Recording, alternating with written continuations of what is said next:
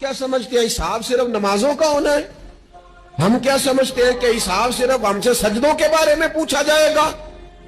یہ بھی سوال ہوگا، یہ بھی صحیح بخاری مسلم میں موجود ہے، صحیح حدیث میں موجود ہے کہ رب فرمائے گا او بندے میں بھوکا تھا تو نے مجھے روٹی نہیں کھلائی، میں پیاسا تھا تو نے پانی نہیں پلایا، کپڑوں کی حاجت تھی تو لے کے نہیں آیا، میں بیمار تھا تو نے تیمارداری نہیں کری۔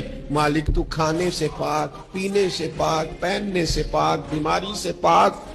تو رب کریم فرمائے گا وہ جو تیرے پڑوس میں بندہ بیمار تھا تو میں ہی تو تھا نا، وہ جو تیرے پڑوس میں آدمی بھوکا تھا تو بندہ تو میرا ہی تھا نا، وہ جو تیرے دائیں بائیں لوگوں کو حاجت تھی تو وہ میرے ہی بندے تھے۔ خدا کے بندے تو ہیں ہزاروں، بنوں میں پھرتے ہیں مارے مارے، میں اس کا بندہ بنوں گا جس کو خدا کے بندوں سے پیار ہوگا۔